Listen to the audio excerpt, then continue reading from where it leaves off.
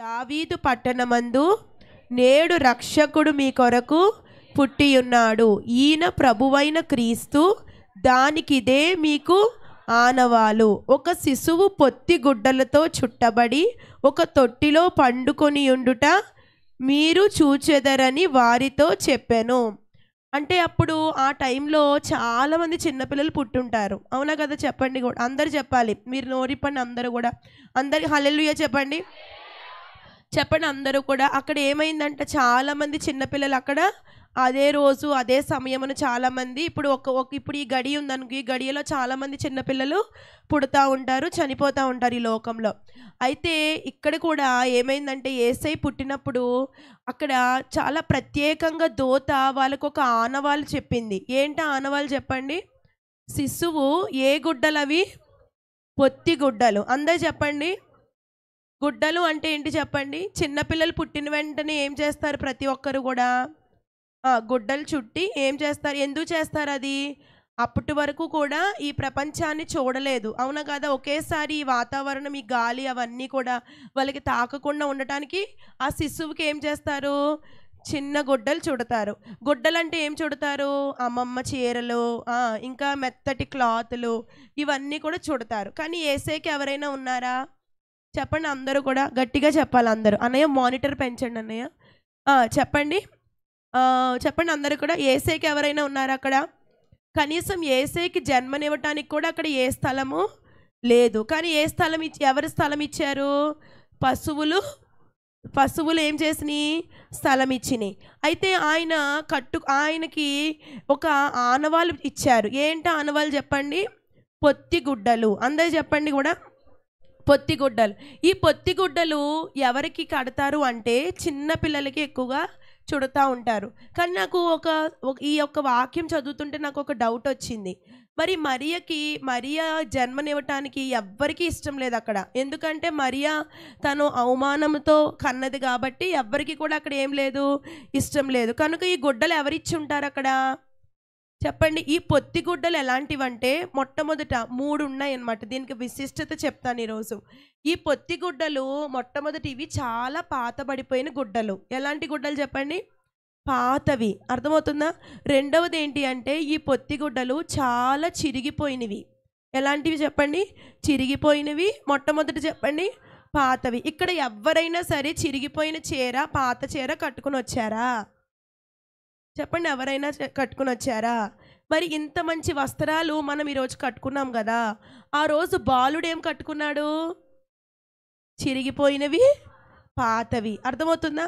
మరలా ఇంకొకటి, ఈ పొత్తిగుడ్డలు దేవుడు ఎందుకు చుట్టుకున్నారు అంటే అక్కడ ఆ పొత్తిగుడ్డలు మరియా వెళ్ళేటప్పుడు దొరికిన గుడ్డలు అవి.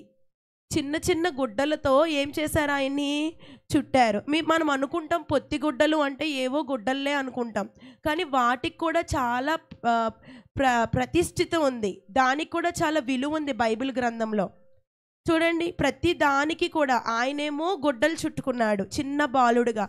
మనకేమిచ్చాడు చెప్పండి? మంచి వస్త్రాలు ఇచ్చాడు. హల్లెలూయా చెప్పండి అందరూ కూడా. మనము దేవుణ్ణి నమ్ముకుంటున్నప్పుడు మనం కూడా ఎలాంటి వాళ్ళము? చాలా చిన్న బిడ్డలం. అందరు చెప్పండి అందరూ కూడా. బాప్తీసం తీసుకున్నప్పుడు ఎలాంటి వాళ్ళం మనము? చాలా చిన్న బిడ్డలుగా దేవుడు మనల్ని ఏం చేశారు? తన బిడ్డలుగా మార్చుకున్నారు. అప్పుడు మనం ఎలా ఉండేవాళ్ళమో చూడండి. యెహెజ్కేలు 16వ అధ్యాయంకి వెళ్దాం ఇప్పుడు. చూడండి, పొత్తి గుడ్డల గురించి నేను చెప్తాను. ఈరోజు క్రిస్మస్ ఎలా వచ్చింది అంటే మనకి దేవుడు ఒక వస్త్రం వేయటం వల్ల మనకి ఈరోజు ఇంత విలువనిచ్చారు. చూడండి 16వ అధ్యాయము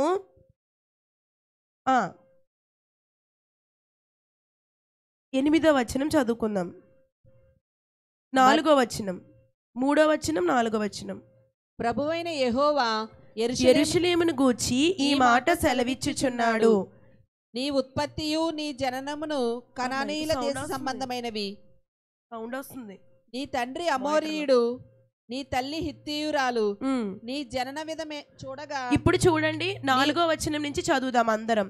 అక్కడ యేసయ్య జనన విధానం ఉంది. ఇక్కడ మనం యేసయ్యలో ఏ విధముగా జన్మించాము. జాగ్రత్తగా చదవండి. నీ జనన విధము చూడగా, చదవక్క.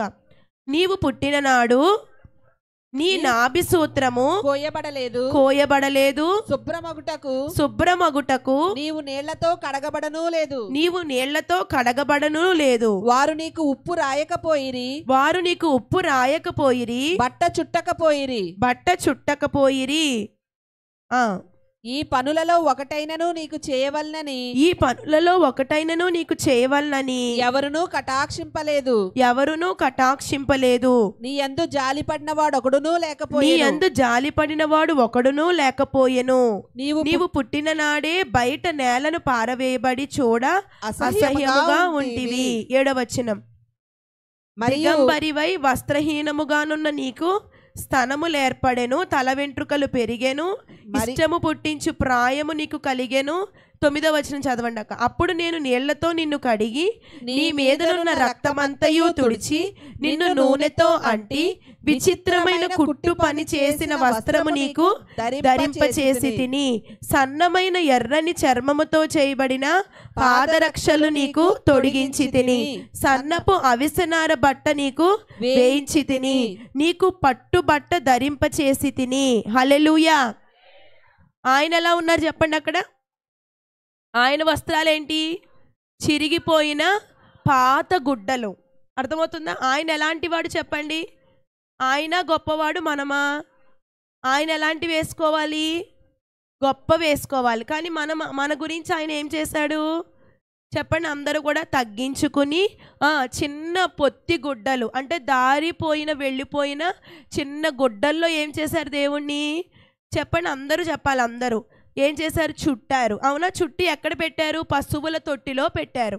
అది ఈ లోకంలో చూస్తే మనం ఎంత హీనమైన వారు మనం కూడా. కానీ దేవుడు ఏం చేశారు చెప్పండి మనకి? నీ జనన విధము నేను చూశాను. నువ్వు ఎలా ఉండేదానివో తెలుసా? నువ్వు చాలా మురికిగా ఉండేదానివి, నువ్వు దిగంబరిగా ఉండేదానివి.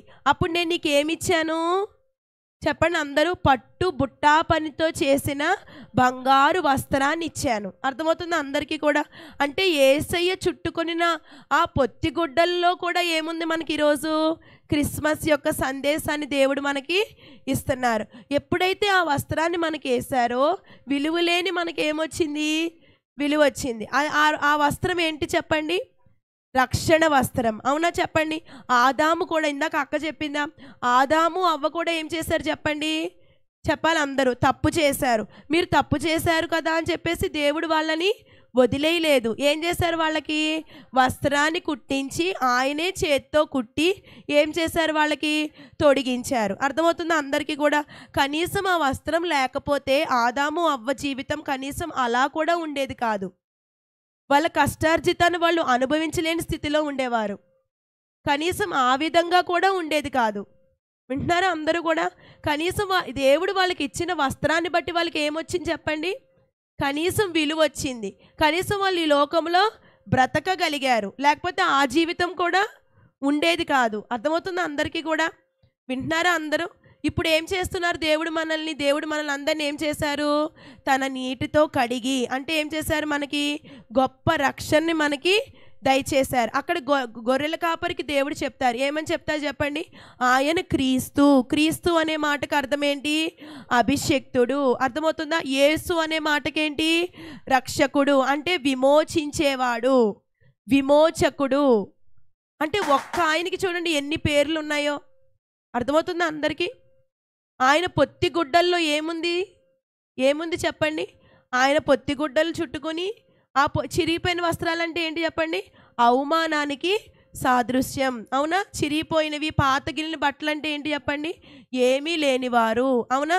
తక్కువ చూపు చూసేవారిని వాళ్ళు ఏం చేస్తారు?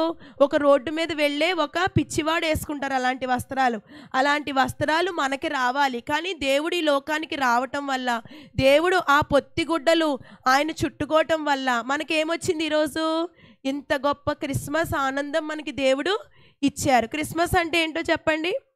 క్రిస్మస్ అంటే ఏంటి?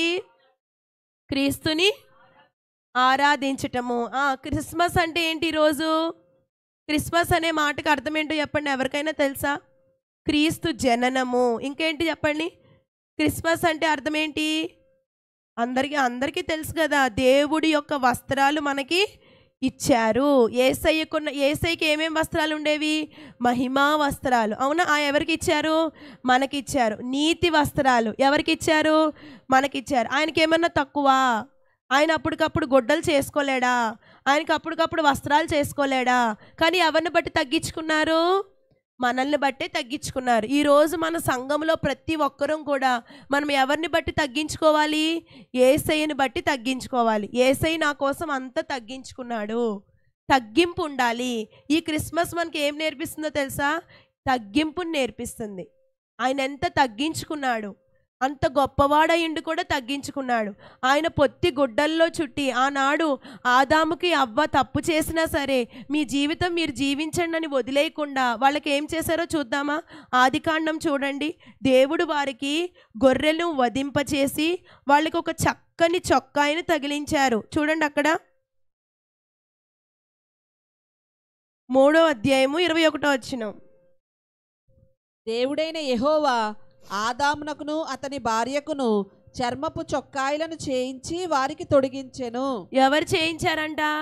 యెహోవా. ఇప్పుడు చూడండి, ఈ పొత్తిగుడ్డలు దేనికి సాదృశ్యంగా ఉన్నాయంటే ఒక చిన్న గొర్రె పిల్లని వదకు తీసుకెళ్తున్నప్పుడు గొర్రె పిల్లను కూడా ఆ గుడ్డల్లో చుట్టూ ఏం చేస్తారో తెలుసా? వదకు తీసుకెళ్తారు. అంటే ఆ పొత్తిగుడ్డలు చూడటానికి పైకి మాత్రం ఎలా ఉంది? అవి పాతగిలిన వస్త్రాలే. కానీ ఆ గుడ్డ లోపల ఉన్న శిశువు ఎలాంటి వాడు చెప్పండి? చాలా గొప్పవాడు. హల్లెలూయా చెప్పండి అందరూ కూడా. మనం కూడా పైకి ఎలా కనిపిస్తున్నాము? ఏమీ లేని వారిగా కనిపిస్తున్నాం. కానీ యేసయ్య లోకానికి రావటం వల్ల ఏమేం చెప్పండి? ఏమీ లేని మనల్లో దేవుడు ఉదయించటం వల్ల మనం అందరికీ ఎలా కనిపిస్తున్నాం? గొప్పవారిగా కనిపిస్తున్నాం. గొప్పవారిగా కనిపిస్తున్నామా లేదా? హల్లెలూయా చెప్పండి. అర్థమవుతుందా? అందరికీ అర్థమైందా వాక్యము? నేను 5 నిమిషాలు చెప్తాను. ఏం అర్థమైంది చెప్పండి అందరూ కూడా.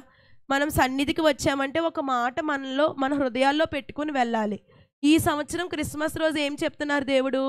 నేను పొత్తిగుడ్డలలో చుట్టబడి ఉన్నాను. ఇంకా సిలువ వేసినప్పుడు ఆయన ధరించుకున్న వస్త్రం ఏంటి చెప్పండి అందరూ? సిలువ వేసుకున్నప్పుడు ఆయన ధరించిన వస్త్రం ఏంటి చెప్పాలి అందరూ కూడా.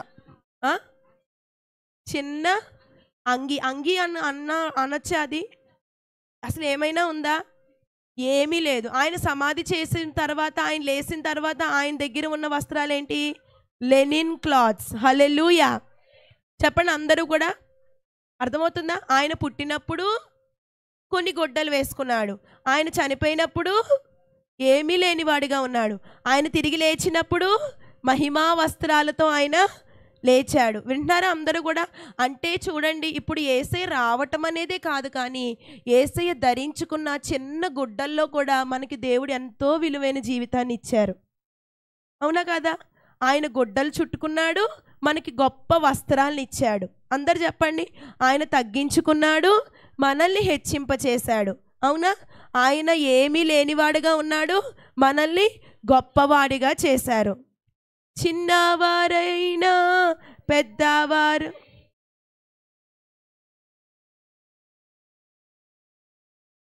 అందరి కోసం యేసు పుట్టెను. సందడి చేద్దాం సంగీతంతోను, సంతోషకరమైన వర్తమానము పంచుకుపోదాం సర్వలోకము. సంతోషకరమైన వర్తమానము పంచుకుపోదాం సర్వలోకము. హల్లెలూయా. ఎవరి కోసం వచ్చాడు ఆయన? అందరూ చెప్పాలి.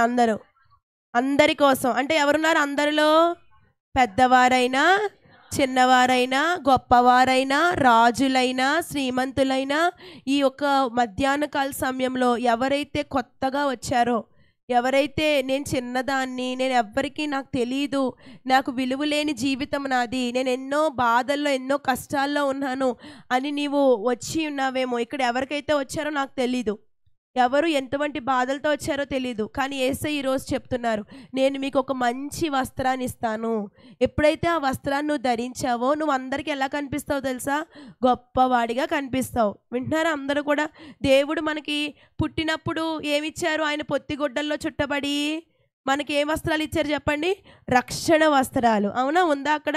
నీ నాభి సూత్రం అంటే ఏంటో తెలుసా? ఈ బొడ్డు దగ్గర పేగుని ఏం చేస్తారు? పుట్టిన వెంటనే కోసివేస్తారు. అవునా? దేవుడు అలా చేసి మనల్ని ఏం చేశారు? ఈరోజు గొప్పవారిగా మనల్ని చేశారు. మనం ఇంతవరకు దేవుడితో పాటు ఉన్నాం కదా, వింటున్నారా? మనం మాత్రం తగ్గించుకుంటున్నామా చెప్పండి? ఈ క్రిస్మస్లు చేసుకుంటూనే ఉంటున్నాం, కానీ మనలో కుల గర్వాలు, కులం అంటే గర్వం కొంతమందికి, వింటున్నారా? కొంతమందికి వాళ్ళ పిల్లల్ని చూసి గర్వం, కొంతమందికి అందం చూసుకుని గర్వం. ఉందా లేదా చెప్పండి?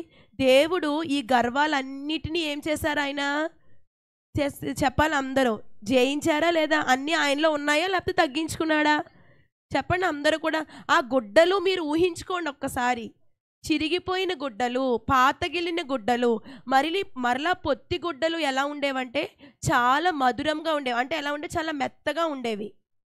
పొత్తి గుడ్డలు అంటే పొత్తి గుడ్డలు ఆ యేసయ్యకి వేయటం వల్ల ఆ యొక్క గొర్రెల కాపరికి ఈయనే నిజమైన రక్షకుడని ఒక ఆనవాలుగా దేవుడు చూపించారు. ఈరోజు మనకు ఆనవాలు ఏంటి చెప్పండి? ఈరోజు ఆనవాలు ఏంటి? మనమే ఆనవాలు. అంతేనా చెప్పండి? మనమే యేసయ్యకి ఆనవాలు. అంతేనా? ఈరోజు దేవుడు ఉన్నారు అని ఏంటి ప్రూఫ్ ఏంటి చెప్పండి? ఈయనే దేవుడు, ఈయనే రక్షకుడు, ఈయనే ఇమ్మానుయేలు దేవుడు అనే ఏంటి ప్రూఫ్ ఏంటి? అర్థం ఏంటి? మనమే ఆనవాళ్ళు. ఎలా ఆనవాళ్ళు చెప్పండి? ఆ రోజు యేసయ్య నా కొరకు చెప్పండి, పొత్తి గుడ్డలలో చిన్న పిల్లవాడిగా ఉన్నాడు. ఈరోజు ఆయన పొత్తి గుడ్డలు నాకు తీసివేసి దారిపోయిన నన్ను, అర్థమవుతుందా? చిరిగిపోయి తిరుగుతున్న నా జీవితాన్ని ఏం చేశాడు ఈరోజు ఆయన? చెప్పండి అందరూ కూడా గొప్పగా చేశాడు. మీరు యెహెజ్కేలు 16వ అధ్యాయంలో మీరు చదువుకున్నప్పుడు అయితే ఈమెను తీసుకొచ్చి ఏం చేశారో చూడండి. అక్కడ గొప్పగా చేసి, నేను నిన్ను ఆభరణ భూషితురాలుగా చేశాను, ఒక వస్త్రం కుట్టించటమే కాదు నీకు కావలసిన సమస్తమైన వాటిని నేను తీసుకొచ్చాను. చూడండి 16వ అధ్యాయంలో మొట్టమొదటి ఏం చేశారు? నీళ్లతో కడిగి నీ మీదనున్న రక్తమంతయు తుడిచివేశాను. అప్పుడు నేను ఏం చేశాను? నూనెతో అంటాను. అంటే ఏంటి? నేను నిన్ను అభిషేకించాను. తర్వాత విచిత్రమైన కుట్టు పని. అంటే విచిత్రమైనది అంటే ఏంటి చెప్పాలి అందరూ? విచిత్రమైనది అంటే అందరూ వేసుకునేది కాదు. అర్థమైందా? యోసేపుకు కూడా తన తండ్రి ఏం చేశాడు? విచిత్రమైన కుట్టు పనితో చేసిన మంచి అంగీని తొడిగించాడు. వింటున్నారా అందరూ కూడా? వింటున్నారా అందరూ? ఇప్పుడు యేసయ్య అలా చేయకపోతే అర్థమవుతుందా? ఆయన బిడ్డలకి ఏమి రాదు? ఘనత రాదు. అందరిలో వాళ్ళు ప్రత్యేకంగా కనబడరు. కాబట్టి ఏం చేశారు? ఆయన మనకి ఒక విచిత్రమైన కుట్టు పనిని మనకి ధరింపచేశారు. సన్నమైన ఎర్రని చర్మముతో చేయబడిన పాదరక్షలు ఇచ్చారు. అర్థమవుతుందా? మనకి ఏమి ఇచ్చారు చెప్పండి? క్రిస్మస్ రోజు మనందరికీ ఫస్ట్ ఏమిచ్చారు? ఊరికినే చెప్పొద్దు, ఒక్కొక్కటి చెప్పండి. ముందు మనల్ని నాభిసూత్రాన్ని కట్ చేసి మన రక్తాన్ని అంతటినీ కడిగివేసి నీటితో కడిగి, తర్వాత ఏం చేశారు? నీటితో కడిగిన తర్వాత నూనె రాసి, తర్వాత మనకు ఒక విచిత్రమైన అంగీని ధరింపచేసి మన పాదరక్షలకి ఏం చేశారు? సన్నమైన ఎర్రని చర్మముతో చేయబడిన పాదరక్షలను తొడిగించి సన్నపు అవిసనార బట్టను నీకు వేయించి తిని. అంటే ముందు అంగీ వేసి దాని మీద ఏం చేశారు? ఒక బట్ట కప్పారు. ఇప్పుడు నేను ఇక్కడ ఉన్నాను అనుకోండి, అందరు చూడండి నన్ను, నేను ఇక్కడ ఉన్నాను, నేను ఒక అంగీ వేసుకున్నాను. అర్థమవుతుందా? ఇది ఎలా కనిపిస్తుంది? నేను వేసుకుంటే ఎలా ఉంటుంది? ఇది నేను క్రైస్తవుణ్ణి, అంతేనా కాదా? ఇది వేసుకుంటే ఏమైంది? నేను క్రైస్తవుని. అంటే నాకు దేవుడు రక్షణ ఇచ్చారు, నాకు బాప్తిస్మం ఇచ్చారు, నేను దేవుణ్ణి నమ్ముకున్నాను. అప్పుడు దేవుడు నాకు ఏమి ఇచ్చారు? మంచి వస్త్రాన్ని ఇచ్చారు. అప్పుడు నన్ను ఏం చేశారంటే యేసయ్య ఇక్కడ కూర్చోపెట్టి నా మీద ఒక వస్త్రాన్ని కప్పారు, ఇంకొక వస్త్రం. అప్పుడు ఏమైంది? ఆ వస్త్రం కప్పడం వల్ల ఇప్పుడు నన్ను ఇక్కడ కూర్చోబెట్టి నా మీద షాల్ కప్పారనుకో, అప్పుడు ఏమవుద్ది? ఘనత. అవునా కాదా చెప్పండి? మీరు జాగ్రత్తగా చదవండి. అక్కడ మీకు ముందు ఒక వస్త్రం ఇచ్చారు మనందరికీ, దాని మీద మళ్ళా ఇంకొకటి కప్పారు. అవునా? అంటే ఎంత ఘనత మనకి చూడండి. అక్కడ మనం ఏదో చదివేసుకుంటూ వెళ్ళిపోతాం. అంటే నువ్వు అందరిలో చాలా ప్రత్యేకమైన దానివి. వింటున్నారా? నువ్వు అందరిలో చాలా స్పెషల్ నాకు. ఉందా అక్కడ చూడండి, చాలా జాగ్రత్తగా చదవండి. అప్పుడు అక్కడ వేసి తర్వాత ఏం చేశారు చూడండి, తర్వాత చదవాలి. అవిసెనార బట్ట నీకు వేసి తిని, నీకు పట్టు బట్ట ధరింపచేసి తిని. అది కూడా ఎలాంటిది? పట్టుది. అవునా? ఈ లోకంలో విలువైన వస్త్రం ఏంటి? సిల్క్, కాటన్, ఇంకా చాలా ఉంటాయి. ఏమేమి ఉంటాయి చెప్పండి? సిల్క్ ఉంటుంది, కాటన్ ఉంటుంది, వులెన్ ఉంటుంది, లెనిన్ ఉంటుంది, ఇవన్నీ ఉంటాయి. వీటన్నిటిలో బాగా శ్రేష్టమైనది ఏంటి? పట్టు. పట్టు కూడా చాలా ఎక్కువగా ఖరీదు కూడా ఎక్కువ. అవునా కదా? పెళ్ళిళ్ళకి వెళ్ళినప్పుడు ఏం కట్టుకుంటారు అందరూ? ఇప్పుడు అన్నీ కూడా ఏమైపోయినాయి? అన్నీ డూప్లికేట్ వచ్చేసినాయి. కానీ మన యేసయ్య వేసింది డూప్లికేట్ కాదు. డూప్లికేట్ పట్టు, డూప్లికేట్ వేయడు ఆయన. ఏం చేస్తాడు ఆయన? ఒరిజినల్. అవునా కదా చెప్పండి? మనం అందరం ఒరిజినల్లా కాదా? ఇప్పుడు అన్నీ కూడా ఏమైపోయినాయి? డూప్లికేట్ వచ్చేసినాయి. అవునా? అన్నీ డూప్లికేట్. ఏ చీర అయినా చూడండి, ఏ వస్తువు అన్నా చూడండి,